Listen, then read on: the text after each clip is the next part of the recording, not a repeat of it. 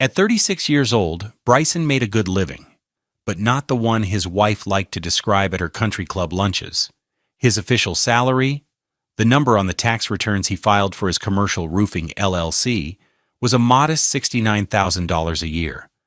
It was a strategic number, one that kept his personal tax burden low, while he poured every other dime back into the business, into new equipment, higher wages for his crew, and the expensive insurance that let him bid on major contracts. He lived a life of 90-hour work weeks, calloused hands, and the perpetual scent of tar and hot shingles clinging to his clothes. The life he provided, however, was something else entirely. It was a $1.2 million riverfront house in San Marco, his wife Camille's $62,000 white Mercedes E-Class in the driveway, and a joint checking account that seemed to hemorrhage money in a steady stream of online shopping notifications and restaurant charges. On a Tuesday evening in late September, at 7:15 p.m., Bryson decided to set fire to that life, just to see what, if anything, was real enough to survive the flames. He sat on their $8,000 custom-made sofa, the fabric a sterile beige Camille had picked out, and waited. He had showered, scrubbing the grime of a Northside job site from under his nails, but he still felt like an intruder in this pristine, magazine-ready space. Camille floated into the room, a glass of $90 Pinot Noir in her hand. She was wearing a silk lounge set that probably cost more than his work boots. Her deep brown skin was luminous under the soft, recessed lighting she'd had installed for $15,000. Her hair was styled in intricate twists that must have taken a full day at the salon. She was a work of art, and he was the tired, dusty workman who framed her. "You're quiet tonight," she said, her voice smooth, without a trace of real curiosity. She perched on the opposite end of the sofa, a careful distance away, protecting her silk from his lingering workday essence. Bryson took a deep breath. The air in the room was cool and sterile, filtered and conditioned. It felt nothing like the humid, living air of Jacksonville outside. "I need to talk to you," he began, his voice rougher than he intended. She took a delicate sip of wine.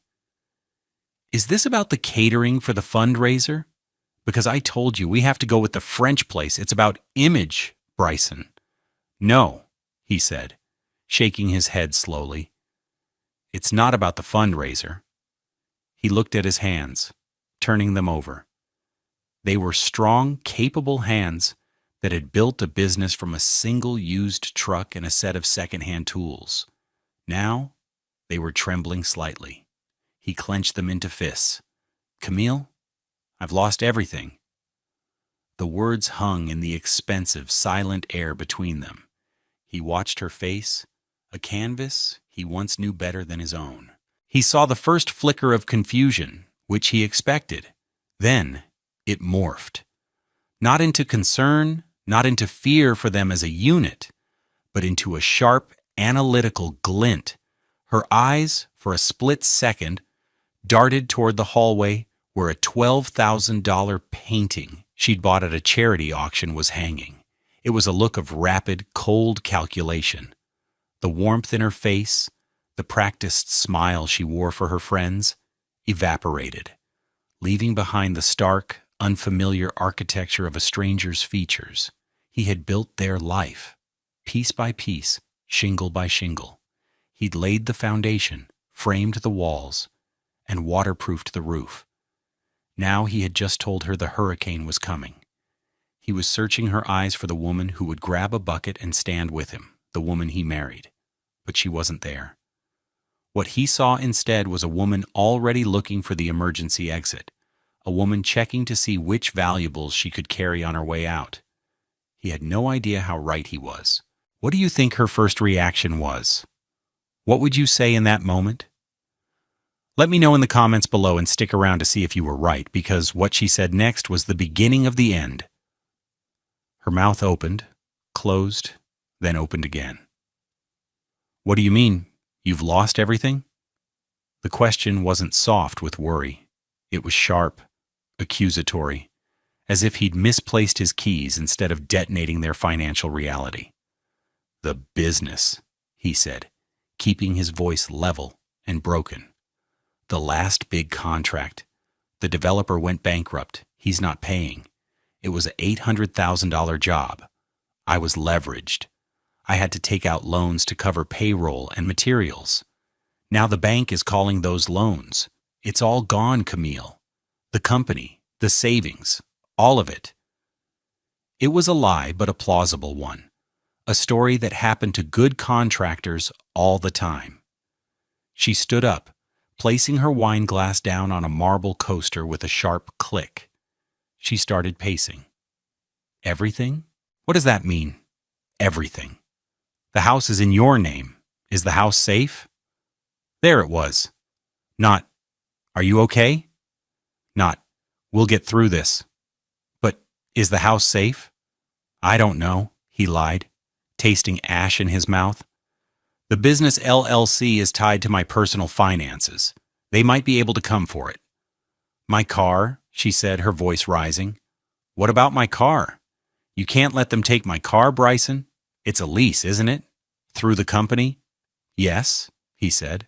"Well, that's just irresponsible," she snapped, whirling to face him. Her face was a mask of outrage, not sympathy. "Why would you set it up that way? Why would you put my car at risk?" The facade of their life had been built with his sweat and her spending. The San Marco house, a beautiful two-story Mediterranean-style home with a view of the slow-moving St. Johns River, was his crowning achievement. He'd bought it for $750,000 before the market went insane, using the profits from his first major hospital roofing project. It was now valued at $1.2 million. He'd bought it 3 years before he even met Camille at a charity gala he'd been dragged to by a supplier. She had been dazzling, talking animatedly about her work in event planning, which he later learned meant she helped her wealthy friends pick out floral arrangements for parties. He was a simple man from the north side of Jacksonville, raised by a grandmother who taught him the value of hard work and the importance of owning the roof over your head. This house was his security, his legacy. When he married Camille, he thought it would become their home. She had treated it like a movie set. The first thing she did was get rid of his grandmother's sturdy, comfortable furniture. "It's so dated, honey," she'd said, her nose crinkling. In its place came a parade of delivery trucks, offloading a sterile collection of white and beige furniture that cost, he later saw on the statements, over $80,000. His comfortable reading chair was replaced by a rigid, unwelcoming chaise lounge that cost $4,500. The solid oak dining table his grandfather had made was relegated to the garage to make way for a glass and chrome monstrosity that seated 12, a $7,000 piece they used maybe twice a year. Their financial lives were a study in brutal contrast. He drove a 2019 Ford F250, a $55,000 workhorse that was perpetually coated in a fine layer of dust, the cab filled with blueprints, coffee cups, and the smell of honest labor. She drove the gleaming white Mercedes E-Class, a $62,000 status symbol with a lease payment of $899 a month, paid for by the business as a management expense. He wore $45 Dickies work pants and $120 Red Wing boots. Her closet was a museum of luxury, filled with brands he couldn't even pronounce. He once saw a receipt for a single handbag, a $3,200 Chanel purse that she'd bought on a Tuesday afternoon because she was feeling blue. That same week, he'd been agonizing over whether he could afford to give his crew a 50-cent an hour raise. Their dinners were another battleground. When he cooked, it was simple, hearty food: grilled chicken, roasted vegetables, pasta. She would push it around her plate and say, "I think I'm just in the mood for a salad."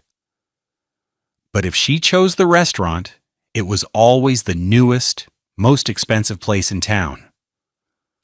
A normal Tuesday night dinner, for the two of them, at her favorite place in 5 Points, could easily top $300, an amount that could feed one of his workers' families for a week. He would sit there, sipping his water, watching her photograph the food for her social media, feeling a profound sense of disconnect.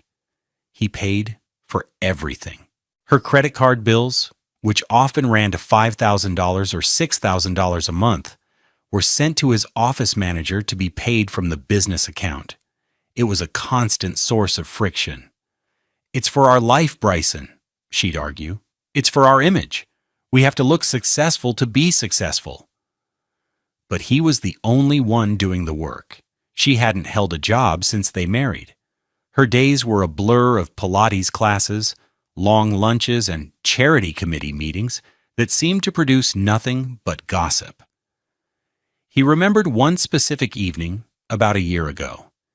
He'd come home late, bone-tired after a 16-hour day dealing with a leak at a hospital. The job had been a nightmare, and he'd been on the roof in the sweltering July heat with his crew, making sure it was done right. He walked into the house, smelling of tar and sweat, to find her furious.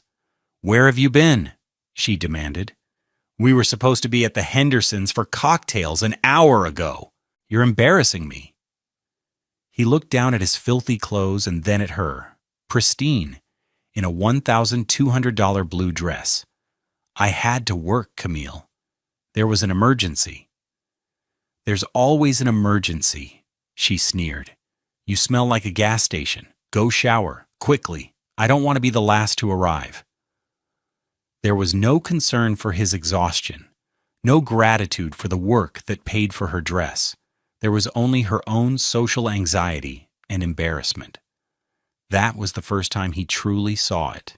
He wasn't a husband to her. He was a resource. He was an ATM that smelled like tar. And he started to wonder what would happen if the machine ever ran out of cash.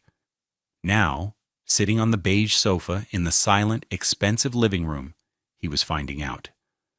The woman who had just worried about her leased Mercedes before asking if he was okay was the same woman who had been repulsed by the smell of his labor. The signs had been there all along, like hairline cracks in a foundation. He had just been too busy, too tired, too hopeful to see them. He had wanted to believe in the beautiful facade she presented to the world because he had built the scaffolding that held it up. He thought her love was the real house, and the money was just the furniture. He was beginning to understand, with a cold, sickening clarity, that for Camille, the furniture was everything, and he was just the delivery man. The night after his confession was a long, cold war fought in silence. Camille slept in the guest room, a room she had decorated with an almost fanatical attention to detail for guests who rarely stayed. The door was closed, a clear and unambiguous barrier. Bryson lay awake in their master bedroom, in the massive $10,000 bed frame that was more architectural statement than furniture, and listened to the silence of the house. It was a heavy, suffocating silence, no longer filled with the promise of shared dreams, but with the weight of unspoken accusations. The next morning, Wednesday, the cruelty began to escalate, shifting from panicked self-preservation to outright contempt. He came downstairs to find her on the phone in the kitchen, her back to him. Her voice was a low, urgent hiss. "I know, Tasha," she was saying, twisting the phone cord around her perfectly manicured fingers. "Can you believe it? Just gone. Poof." A pause. "No, of course he doesn't have a plan. He's just sitting there moping. It's pathetic." Bryson froze in the doorway, his heart turning to a block of ice.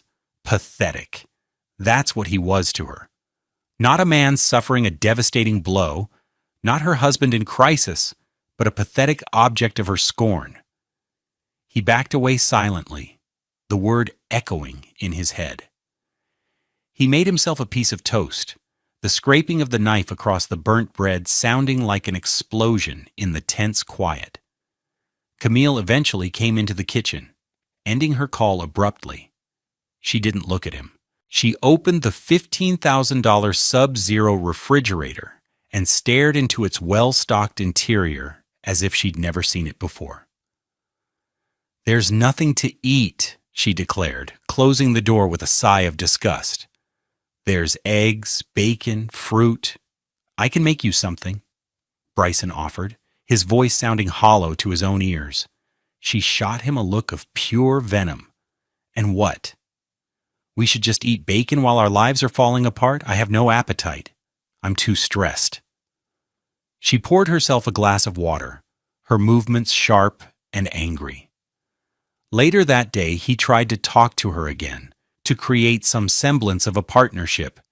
He found her in the master closet, a space the size of his first apartment, surrounded by her collection of designer shoes.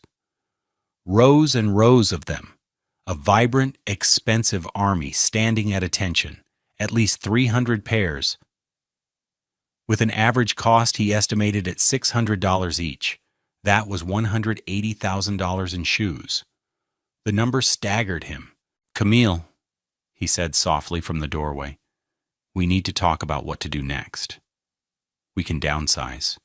We can sell the house, get a small apartment. I can get a job working for another company for a while. We can rebuild." She didn't even turn around. She was holding a pair of red-soled Christian Louboutin heels, a $950 pair he recognized from a credit card statement. "Sell the house?" she said, her voice muffled by the racks of clothes.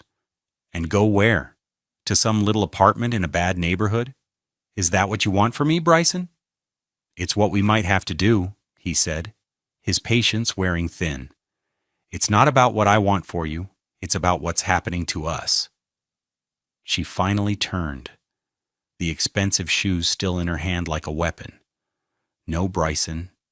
This is happening to you. You're the one who failed. You're the one who was irresponsible with the business. I trusted you to handle things. I built a life, a social circle, a reputation, based on that trust." "A reputation?" he asked, bewildered. "What does that have to do with anything?" "Everything!" she shrieked, her voice cracking. "Do you know how humiliating this is going to be? I'm the co-chair of the Children's Hospital Gala. I have a fitting for my dress tomorrow. What am I supposed to tell them? That my husband is a failure? That we're broke?" The word hung in the air. Broke. He saw the naked terror in her eyes, and it wasn't terror for their marriage or for his well-being. It was the terror of social annihilation, the fear of being unceremoniously ejected from the club of the wealthy and well-connected. Her entire identity was tied to the money he provided, and without it, she felt she was nothing. And she hated him for it. She hated him for taking it away from her. The final and most brutal betrayal of the day came that evening. He was in his home office, a small cluttered room that was his only sanctuary in the house, staring at a stack of bills. He heard her on the phone again. This time her voice was louder, filled with a false, cheerful brightness. He recognized it as her talking to her mother voice. "Oh, it's fine, Mom, really," she was saying, loud enough for him to hear. "Bryson is just going through a little rough patch with work. You know how these contractors are. Up one day, down the next." A pause. No, everything is secure. The house is fine. We're fine. He's just a little stressed." She was lying to her own mother. She was already building a narrative, one where he was a volatile, unstable provider, and she was the long-suffering, patient wife, weathering a storm she had no part in creating. She was isolating him, painting him as incompetent, not just to her sister, but to her entire family. She was protecting her own image, at his expense. He sat in his cheap $200 office chair, the springs creaking under his weight, and looked around the room. On the wall were framed photos of the crews from his biggest jobs, smiling, sunburned men proud of their work. There were blueprints for a community center he'd dreamed of building pro bono one day. This room, filled with the artifacts of his real life, felt more honest than the entire rest of the $1.2 million house. Camille appeared in the doorway, her phone in her hand. "I'm going to Tasha's for a little while," she announced, not asked. "I just need some space to breathe. This house, it feels like it's suffocating me." She was leaving. Leaving him alone in the wreckage he'd created, to go and be comforted by the one person who seemed to share her contempt for him. As she walked past, her expensive perfume, a scent that cost $400 a bottle, filled the air. It smelled like betrayal. He listened to the sound of her Mercedes starting, the engine a low, powerful purr, and then the crunch of tires on the gravel driveway as she drove away. The house fell silent again, but this time the silence was different. It wasn't just heavy anymore. It was cold. It was the silence of a tomb.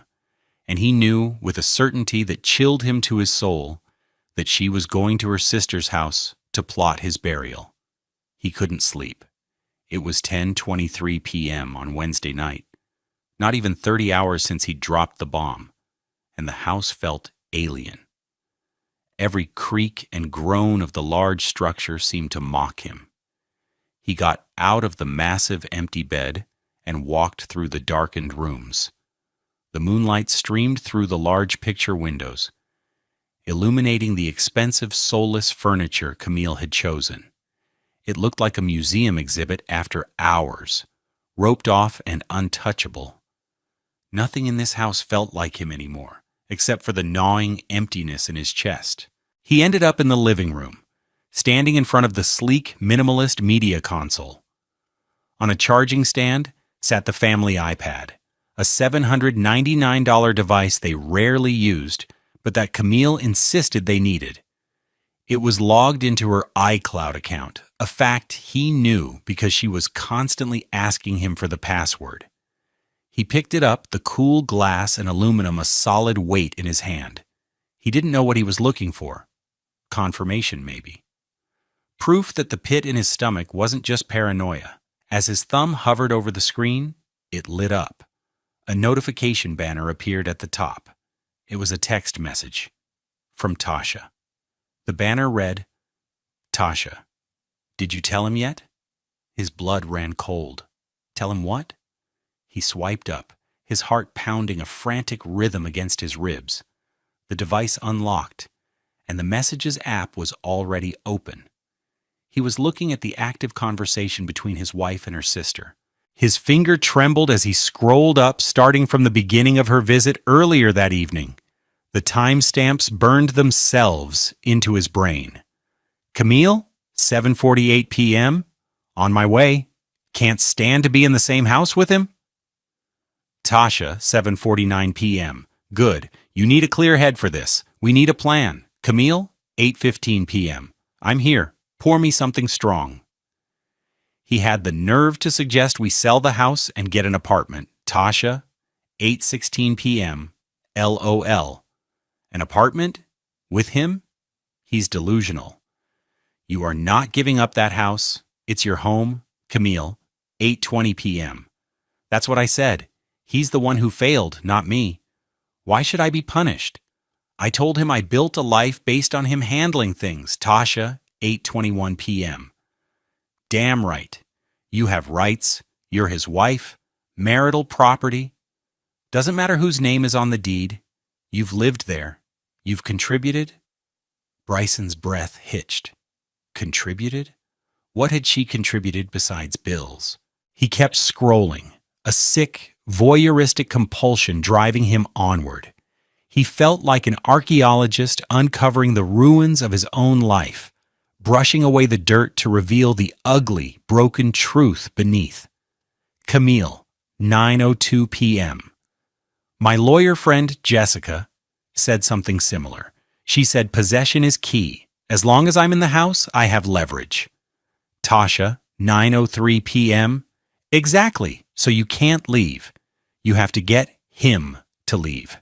Tasha, 9:05 p.m. Think about it. He's depressed. He thinks he's a failure. He's weak right now. You tell him you need space, that you can't think with him around. Tell him to go stay at a hotel for a few days to clear his head. Camille, 9:10 p.m. Ooh, that's good. Make it seem like it's for his own good. Tasha, 9:12 p.m. Once he's out, he's out. Change the locks. Simple. Change the locks. The words seemed to leap off the screen, glowing with a malevolent energy. This wasn't just a panicked reaction anymore. This was a calculated, predatory plan. They were circling him like vultures, waiting for him to collapse so they could pick the meat from his bones. He read on, his hands now shaking so badly he had to set the iPad down on the cold marble coffee table. Camille, 9:30 p.m. What about the business? The trucks? The equipment? Is it worth anything? Tasha, 9:31 p.m. Who cares? Let the bank have the rusty trucks. The house is the prize, Cammy. That $1.2 million prize. Plus the art, the furniture. You could get a huge settlement. Camille, 9:45 p.m. He said he has a meeting Friday with his accountant to go over the bankruptcy stuff. He'll be out of the house for a few hours in the morning. Tasha, 9:46 p.m. That's your window. Call the locksmith for Friday morning. I'll come over. We'll pack a bag for him and leave it on the porch. Make it look like he just left. The sheer audacity of it, the cold-blooded efficiency, was breathtaking. They had it all worked out. A timeline. A strategy. They were planning a coup. Then he saw the last few messages, the ones that had just come in, the ones that had prompted the notification that started it all. Tasha, 10:19 p.m. Are you sure you can do this? You can't hesitate. Camille, 10:21 p.m. I'm sure. He brought this on us. It's survival. I'm not going down with him. I'm not trading this house for some crappy apartment and a broken man. And then, the final message. The one that would be forever seared into his memory. The one that turned the ice in his veins to solid steel. Camille, 10:22 p.m. Change the locks Friday. I'll call them in the morning to schedule. You come over at 8. We'll get it done. Keep it clean. Keep it clean. The phrase was so sterile, so detached, like they were talking about a business transaction or cleaning up a spill, not dismantling a man's life, not destroying a marriage. Keep it clean. No mess, no drama, just a swift, efficient removal of an inconvenient problem. Her husband. He stood there in the silent, moonlit room, the glow of the iPad screen casting long shadows on the wall. He felt a strange and terrible calm settle over him. The pain was still there, a deep, crushing weight in his chest, but it was now overlaid with something else, a cold, hard clarity. The fog of grief and confusion had been burned away by the raw, ugly truth on the screen. He wasn't a pathetic, broken man. He was a target, and his wife, the woman he had vowed to love and protect, was the one holding the gun. The test was over. She had failed in a way more spectacular, more devastating than he could have ever imagined. The game was on, but she had made a critical mistake. She thought she was playing against a broken man. She had no idea she had just declared war on the man who had built the entire board, and he knew every single rule. Thursday was the longest day of Bryson's life. He woke up before the sun, not having slept at all. He lay in bed, staring at the ceiling, the text messages from the iPad replaying in his mind on a loop. Keep it clean. The phrase had become a mantra of betrayal. He had to get through the next 36 hours, living inside the lie, acting the part of the broken man she expected him to be. It was the hardest performance of his life. He went downstairs. Camille had come home late and was already in the kitchen, sipping coffee from a delicate porcelain cup, part of a $1,200 set she'd bought. She was dressed in expensive yoga pants and a matching top, looking ready for a day of self-care. She didn't look at him as he entered. "Morning," he mumbled. pouring himself a coffee into a thick, chipped mug that had been his for years. "Did you sleep at all?" she asked, her voice dripping with fake concern. It was a test. She was probing his emotional state, checking to see if he was as weak and defeated as she hoped. "Not really," he said, letting his shoulders slump. He let a tremor of despair enter his voice. "I just keep going over it in my head. Where it all went wrong." "Well, wallowing isn't going to fix it," she said, her tone hardening slightly. "You need to be proactive. What's your plan for today?" "Keep him busy. Make him think he's working on a solution." He could almost hear Tasha's voice coaching her. "I'm going to the office," he said. "I have to start sorting through the financials for the meeting tomorrow." He made sure to look hopeless. "I have to face the music." "Good," she said, a flicker of relief in her eyes. He would be out of the house, out of her way. "You do that. You need to handle your business." The phrase, once a sign of her confidence in him, now sounded like a dismissal. He made a show of eating a simple breakfast, toast and a banana, while she scrolled through her phone, completely ignoring him. He watched her out of the corner of his eye. Her thumbs were flying across the screen. Texting Tasha, no doubt. Confirming the plan. Scheduling the locksmith. Leaving the house was an act of supreme self-control. Every instinct screamed at him to confront her, to throw the iPad on the table and demand an explanation. But he choked it down. He knew, with the cold certainty of a strategist, that a premature move would ruin everything. He had to let her think she was in control. He had to let her walk into the trap she had set for him. "I'm heading out," he said from the doorway. She looked up, a bright, false smile plastered on her face. "Okay, honey. Try to have a good day." Then she added the line that almost made him break. "Remember, whatever happens, we're a team." He just nodded, unable to speak, and walked out the door. The lie was so blatant, so audacious, it left him breathless. He spent the morning not at his deserted office, but in his truck, parked in a quiet lot overlooking the river on the other side of town. He had 2 phones, his personal one, which he left on, and a cheap $50 prepaid burner phone he'd bought for cash that morning. The first call he made was to Marcus Thorne, his lawyer.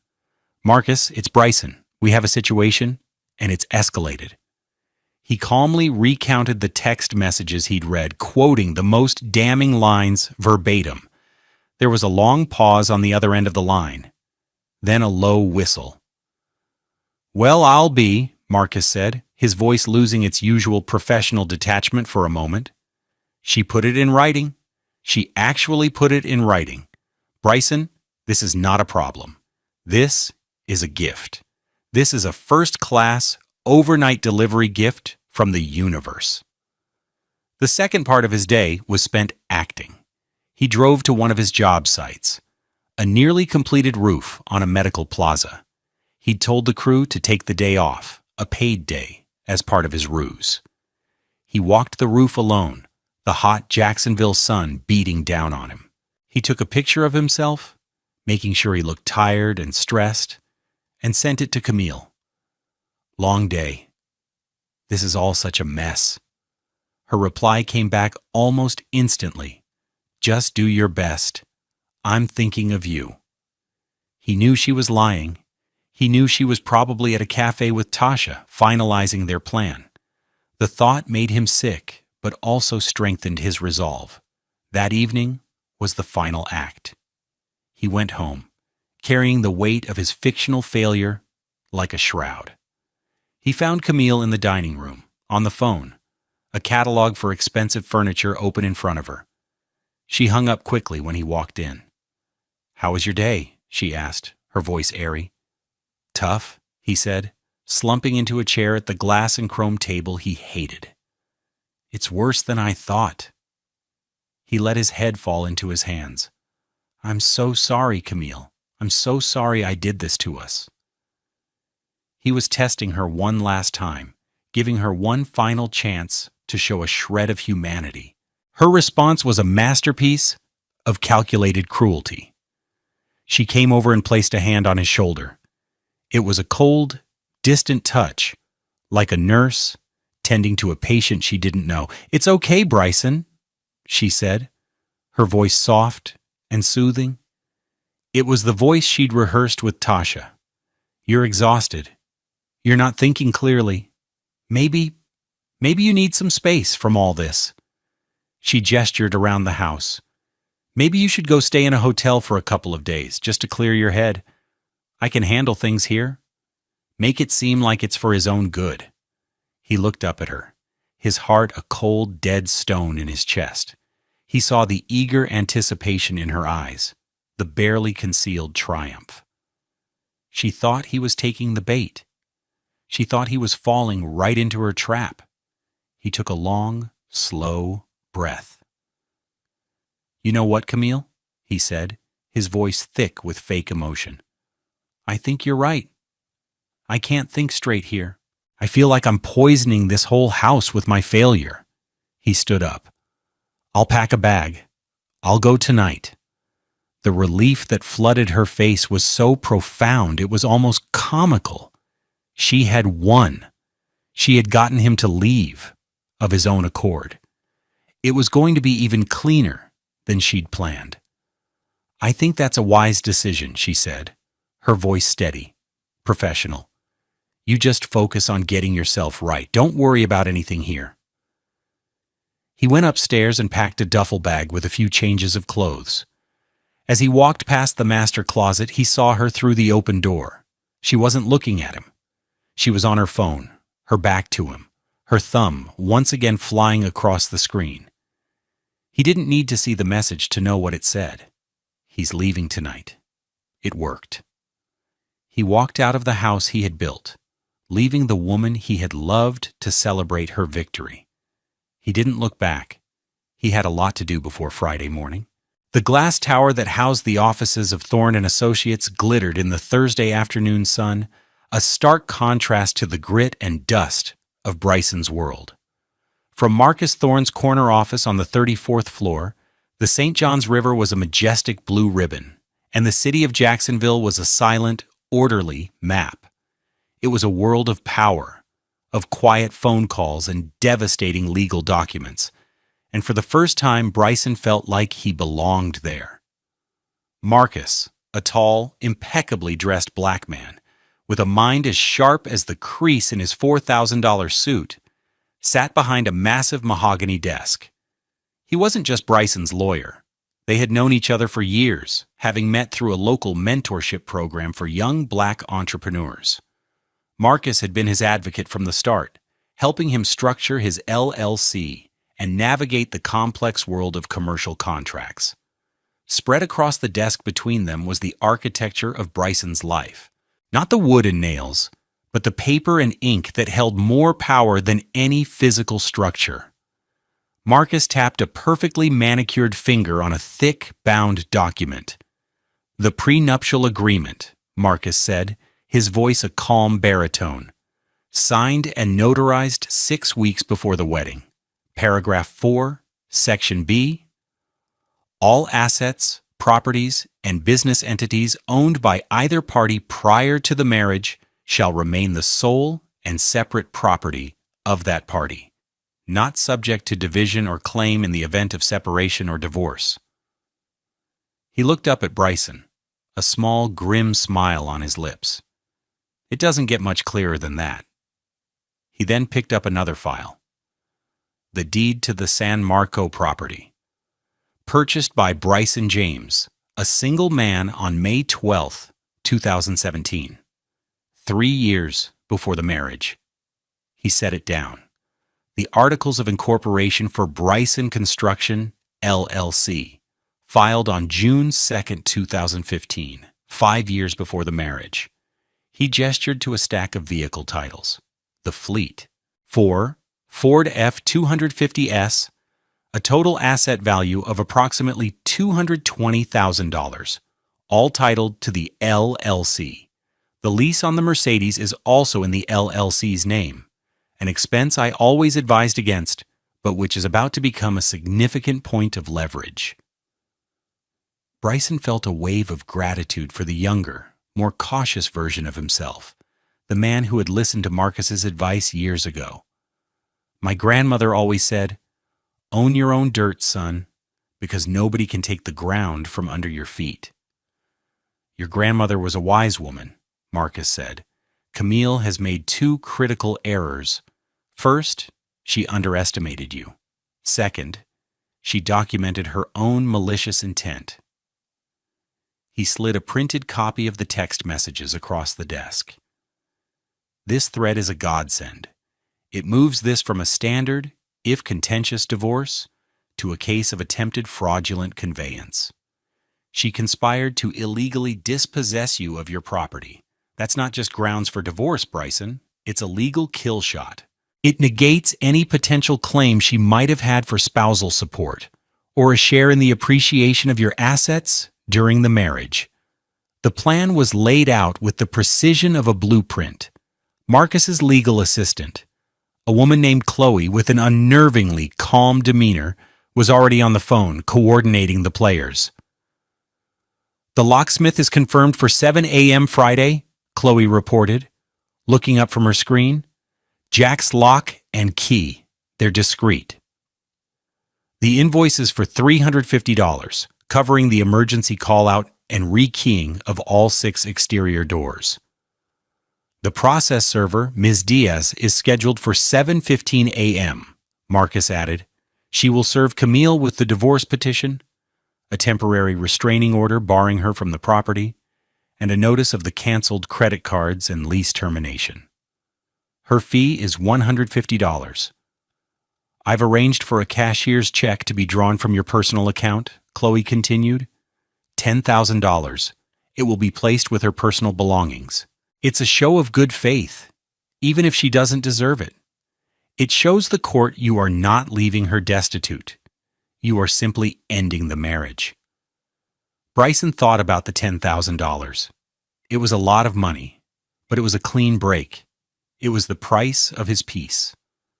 "Okay," he said, nodding.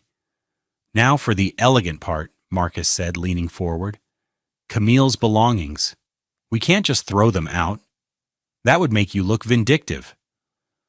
"I've already contacted Gentle Hands Movers," Chloe chimed in. "They'll be at the house at 8:30 a.m. They will professionally pack and inventory all of her confirmed personal items, clothes, shoes, jewelry, personal effects, not the furniture, not the art, just her things. They will deliver them to a climate-controlled storage unit, the first 3 months paid for by you. The fee is $800. "No," Bryson said suddenly. The 2 lawyers looked at him. "Not a storage unit. And not movers." Marcus raised an eyebrow. "Explain." "Last night she told me to pack a bag and leave, to get out. This morning her sister told her to pack a bag for me and leave it on the porch," Bryson said, his voice cold and steady. "It's what she planned for me. It feels right that it's what happens to her. I'll go to the house tonight after she's asleep. I'll pack her bags myself." He saw a flicker of something in Marcus's eyes. Respect. "Are you sure you want to do that, man? That's a heavy burden." "I'm sure," Bryson said. "I'll use her own expensive suitcases, her $1,200 Rimowa set. I'll pack her clothes, her shoes, her jewelry. I'll be careful. I'll be clean." He used the word deliberately, and Marcus understood. "All right," Marcus said, nodding slowly. "Clipboard cold finality. I like it. But we need a third party to witness the removal of the bags to the porch, just to cover our bases. I'll have a junior associate from my office parked across the street from 6:30 a.m. He'll film it on his phone." Finally, Marcus slid a single sheet of paper and a pen across the desk. The divorce petition. The grounds are irreconcilable differences, with an addendum citing conspiracy to commit fraud. All you have to do is sign. Bryson picked up the pen. It felt heavy in his hand. He looked at the paper, at the cold, legal language that would officially end his marriage. There was no joy in this moment, no sense of triumph, just a profound, aching sadness for the dream that had died. But beneath the sadness was a foundation of steel. He was not the broken man Camille believed him to be. He was a builder. And it was time to clear the site and start building again. He signed his name with a firm, steady hand. The cost of the entire operation, the lawyer's initial retainer of $15,000, the locksmith, the process server, the cashier's check, was just over $26,000. It was the most expensive and most valuable investment he had ever made. He was buying back his own life. Friday morning arrived with the cool gray promise of an autumn squall. The air was thick and heavy, pregnant with unshed rain. For Bryson, who had been awake all night, it felt like the world was holding its breath. He was sitting in a rented room at a nondescript hotel off I-95, a cup of lukewarm coffee in his hand, his two phones laid out on the cheap laminate desk like weapons. The night had been surreal. After leaving Marcus's office, he had driven to a 24-hour Walmart and purchased 3 new sturdy duffel bags for $29.99 each. Then, under the cover of darkness, he had gone home. He parked his truck 2 blocks away and let himself in through the back door, his key sliding into the lock for the last time. The house was silent. A single light was on in the master bedroom upstairs. He moved with the practiced stealth of a man who knows every creak in the floorboards. In the garage, he found her suitcases, the expensive $1,200 Rimowa set she used for their rare vacations. He brought them into the house and went to her closet. The air was thick with her perfume. He worked methodically, like a demolition expert setting charges. He packed her designer dresses, her endless pairs of shoes, her handbags. He opened her jewelry box and carefully wrapped her necklaces, bracelets, and earrings in tissue paper, placing them in a smaller case. He didn't take any pleasure in it. It was just a job, a dirty, heartbreaking job that had to be done. He packed 3 large suitcases to the brim, the sum total of the life she valued. He left behind the house, the art, the furniture, the things she thought she was entitled to. He closed the suitcases, the clicks of the latches sounding like gunshots in the silent house. He carried them downstairs one by one, his muscles straining. He placed them by the front door, ready for the morning. On top, he placed a small, sealed box containing the cashier's check and the keys to her new storage unit, a last-minute concession to Marcus's legal caution. And the note.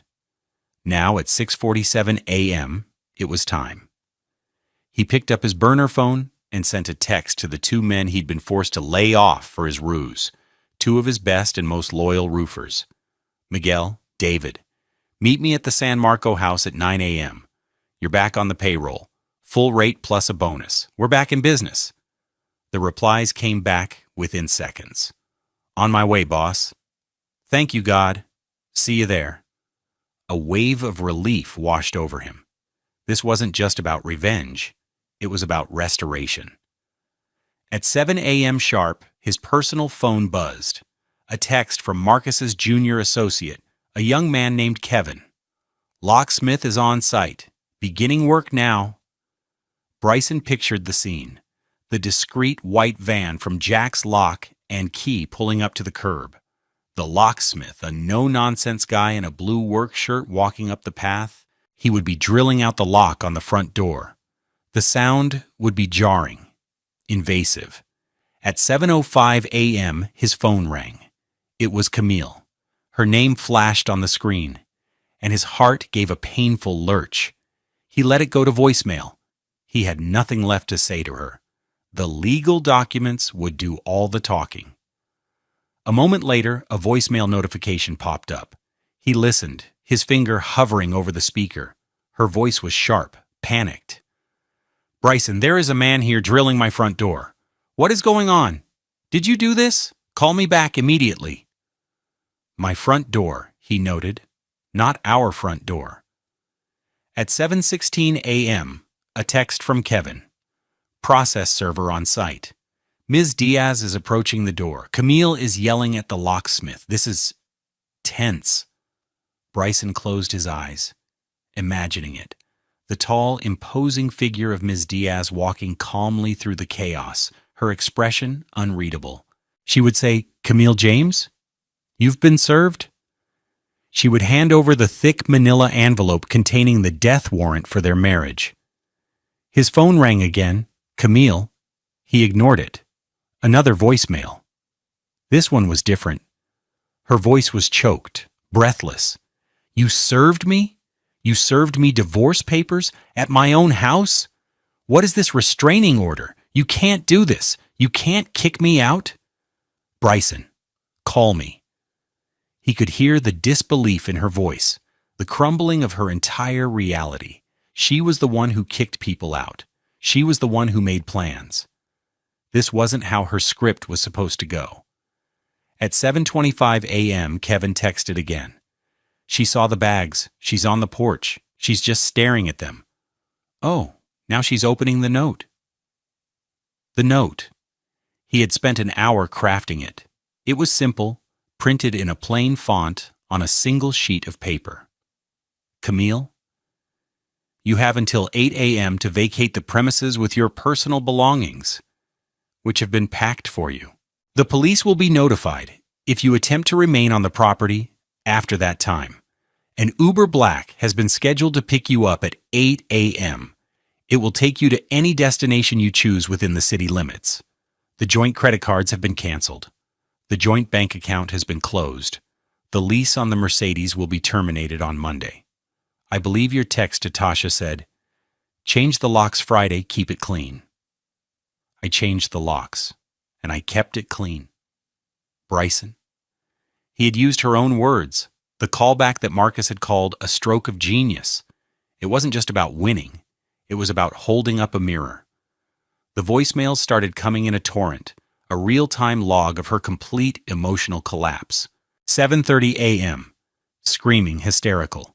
"You bastard! You were listening!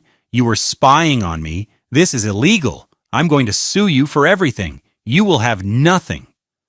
7:42 a.m., sobbing, pleading. "Okay, baby, I'm sorry. I was just scared. I didn't mean it. Please just let me come inside. It's starting to rain. We can talk about this. Don't do this to us." 7:55 a.m., numb, defeated. "The Uber is here, a black Escalade. You ordered me an Uber? Like I'm some stranger?" Tasha isn't answering her phone. "Where am I supposed to go, Bryson? What am I supposed to do?" He listened to the last one, her voice small and lost, and felt a single, sharp pang of something that might have been pity, but it was quickly replaced by the memory of the words on the iPad screen. "It's survival. I'm not going down with him." She had made her choice. She had declared her own survival was more important than their partnership. He was just helping her get started on her new life. At 8:01 a.m., he got the final text from Kevin. "She's in the Uber. The bags are loaded. The car is pulling away. The house is secure. The rain is starting to come down hard now." Bryson stood up and walked to the window of his hotel room. The rain was streaking down the glass, washing the city clean. He had burned his life down to the foundations, but the foundation was strong. The ground beneath his feet was his own. And for the first time in a very long time, he felt like he could breathe. The fallout was not a single explosion, but a series of controlled demolitions, each one dismantling a piece of the life Camille had taken for granted. The consequences cascaded, swift and impersonal, communicated not through angry phone calls, but through the cold, undeniable language of official notices and declined transactions. The first domino was the Uber Black. After a frantic, tearful phone call, Tasha had finally answered and agreed to let Camille come to her place. When the Escalade pulled up to Tasha's cramped two-bedroom apartment complex in Arlington, a world away from the riverfront mansions of San Marco, the driver announced the fare for the crosstown trip was $87. Camille, her face swollen from crying, confidently handed him the joint credit card she always used. The driver swiped it. A moment later, he handed it back. "Sorry, ma'am, it's declined." "That's impossible," she snapped, her voice still raw. "Try it again." He did. Declined again. Insufficient funds or card canceled. Humiliation washed over her in a hot wave. The Uber driver, a man whose existence she would not have acknowledged an hour before, was looking at her with a mixture of pity and impatience. She fumbled in her purse, her hand still shaking, and pulled out her debit card for the joint account. "Here, try this." "Declined," the driver said flatly. She had to call Tasha to come down and pay the $87 fare in cash. As she and her sister struggled to haul the three massive $1,200 suitcases up 3 flights of stairs, the reality of her new situation began to set in. She had no money. She had no home. She had nothing but the clothes on her back and the designer ones packed in her luggage. The next call was to her lawyer friend Jessica, the one who had given her the disastrous advice about possession being key. After Camille breathlessly explained the morning's events, including the divorce papers, the restraining order, and the damning text messages Bryson had quoted in his note, there was a long, cold silence on the other end of the line. "Jessica? Are you there?" Camille asked, her voice trembling. "I'm here, Camille," Jessica said, her tone now stripped of all friendly familiarity. It was the voice of a lawyer speaking to a potential liability. "Listen, the fact that he has those texts, and that they were sent from your device, that's bad. That's really bad. It shows premeditation." "But you said I had rights. You said it was marital property." "Based on the information you gave me?" "Yes," Jessica said coolly. "You failed to mention that the house and the business were premarital assets protected by an ironclad prenup. And you certainly didn't tell me you were planning to illegally evict him and put it all in writing." "So what do I do?" Camille cried. "You need a real divorce attorney, a shark," Jessica said. "And it's not going to be cheap." Given the circumstances, any lawyer is going to want a significant retainer up front, probably in the neighborhood of $20,000. $20,000. It was an impossible sum. The $10,000 cashier's check Bryson had left her suddenly seemed both like an insult and her only lifeline. The third consequence arrived on Monday morning. A man from a towing company showed up at Tasha's apartment complex, clipboard in hand. The white Mercedes E-Class, parked in a guest spot, was hooked up and unceremoniously hauled away. The lease, held by Bryson Construction LLC, had been terminated. The loss of the car was, for Camille, a more visceral blow than the loss of the house. The house was a place, but the car was her identity. It was the chariot that carried her to her lunches, her Pilates classes, her charity meetings. It was the symbol of her status. Now it was gone. Tasha, too, found herself caught in the blast radius. A crisp, cream-colored envelope arrived for her by courier that same afternoon. It was from the law firm of Thorne and Associates. It was a cease and desist letter, formally accusing her of conspiring to aid and abet in the attempted fraudulent dispossession of a private residence, and warning her of potential civil and criminal liabilities. The letter advised her to retain counsel and to have no further contact with either Bryson or Camille regarding the matter. Tasha, who worked as a mid-level manager at a rental car agency, was terrified. She told Camille she couldn't be involved anymore, that she couldn't risk her job or get dragged into a legal battle. Suddenly, Camille's staunchest ally was backing away, leaving her truly alone. The social consequences were just as brutal. News travels fast in the small, incestuous world of Jacksonville's wealthy elite. The story that began to circulate, likely leaked with surgical precision by Marcus's office, was not that Bryson had failed, but that Camille had been caught in a shocking act of betrayal. The narrative shifted entirely. Bryson became a sympathetic figure, a good man wronged. Camille was cast as a villain, a gold digger who had finally been exposed. The co-chair of the Children's Hospital Gala called, her voice dripping with faux sympathy, to say that perhaps it was best if Camille stepped back from her duties for now, to focus on her personal life. Her tennis partner stopped returning her texts. Invitations to upcoming events mysteriously stopped arriving. She was excommunicated, erased from the social calendar with ruthless efficiency. Her friends, whose loyalty was tied to her husband's bank account, abandoned her without a second thought. She had built her entire world on a foundation of sand, and the tide had come in. She hadn't just lost a husband, she had lost her audience. And for Camille, there was no greater punishment. 3 months later, the early December air was crisp and bright. A perfect Jacksonville Sunday.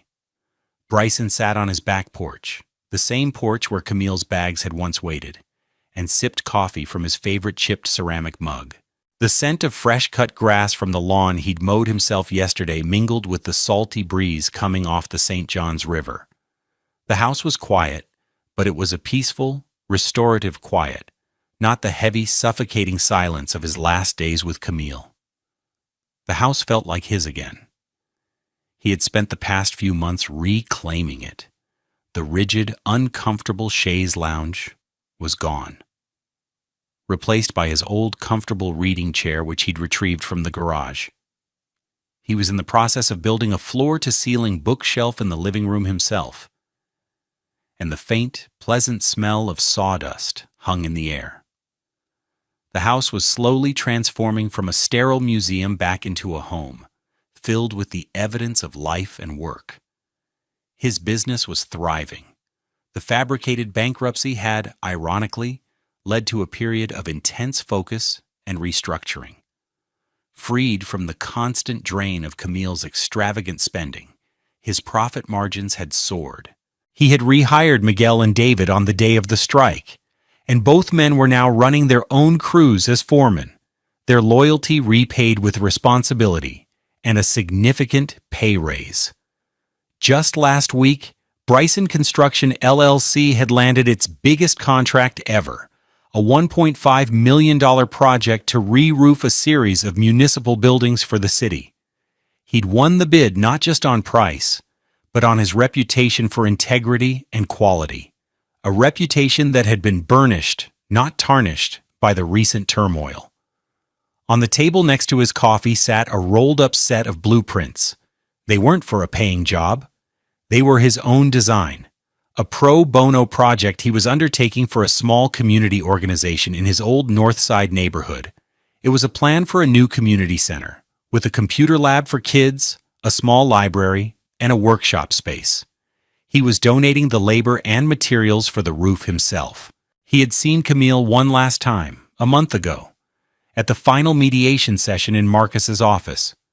She looked diminished. The expensive clothes were still there, but they seemed to hang on her differently. Her hair wasn't as perfectly styled. The luminous glow was gone from her skin, replaced by a weary pallor. She had accepted the settlement Marcus offered. She got to keep the $10,000 and a few pieces of art she claimed had sentimental value. In exchange, she signed away any and all future claims to his assets, his business, and his life. She had tried to apologize, a string of whispered, rehearsed words about being scared and not thinking clearly. He had simply nodded. "I forgive you, Camille," he had said, and he was surprised to find that he meant it. He wasn't forgiving her for her comfort, but for his own. He was letting go of the anger, the bitterness, the weight of her betrayal. "I hope you find what you're looking for." He didn't think she ever would, because she didn't know what it was. As he sat on his porch, watching the sunlight dance on the water, he thought about true wealth. He had spent years thinking it was about the numbers in a bank account, the value of a property, the size of a contract. He had learned in the most painful way possible that he was wrong. True wealth was the loyalty of men like Miguel and David. It was the quiet satisfaction of a job well done. It was the integrity that allowed him to look himself in the mirror each morning. It was the peace of a quiet Sunday, a peace he had earned not with money, but with character. The house, the business, the money, they were just tools. He was the builder, and he was finally building a life that was solid, from the foundation up. Bryson learned a hard lesson, but he came out stronger, with a deeper understanding of what truly matters. What's the most important thing in your life that money can't buy? Share your thoughts in the comments, and don't forget to subscribe to Love Beyond Pride for more stories about finding true worth and the love that endures beyond it.